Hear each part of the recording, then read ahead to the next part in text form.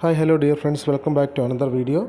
ബിർസ മുണ്ടയെക്കുറിച്ച് പുതിയ പാഠപുസ്തകത്തിലുള്ള കുറച്ച് പോയിൻറ്റുകൾ നോക്കാം. മുണ്ട കലാപത്തിൻ്റെ നേതാവായിരുന്നു ബിർസ മുണ്ട.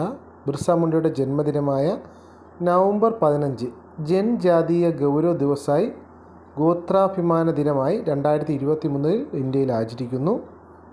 ഇന്ത്യൻ പാർലമെൻറ്റിൽ ഛായാചിത്രം സ്ഥാപിച്ച് ആദരിക്കപ്പെട്ടിട്ടുള്ള ഏക ഗോത്ര ജനതയുടെ നേതാവാണ് ബിർസ മുണ്ട. ബിർസ മുണ്ടയെ കേന്ദ്ര കഥാപാത്രമാക്കി ഇക്ബാൽ ദുറാനി രചിച്ച കൃതിയാണ് ഗാന്ധി സെ പഹലെ ഗാന്ധി. ബിർസ മുണ്ടയെ കേന്ദ്ര കഥാപാത്രമാക്കി മഹാശ്വേതാ ദേവി രചിച്ച കൃതിയാണ് ആരണ്യർ അധികാർ. അപ്പോൾ ഇക്ബാൽ ദുറാനി രചിച്ച കൃതി ഗാന്ധി സെ പഹലെ ഗാന്ധി.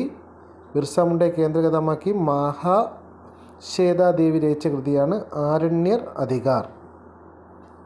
മുണ്ട കലാപത്തിൻ്റെ നേതാവ് ധർത്തി അപ്പ, ഭൂമി പിതാവ് എന്നറിയപ്പെടുന്നത് ബിർസ മുണ്ടയാണ്. ഛോട്ടാ നാഗ്പൂരിലെ ഗോത്രവിഭാഗമായ മുണ്ട കുടുംബത്തിലാണ് ബിർസ മുണ്ട ജനിച്ചത്. ജാർഖണ്ഡ്. ബിർസ മുണ്ട വിമാനത്താവളം സ്ഥിതി ചെയ്യുന്നത് റാഞ്ചിയിലാണ്.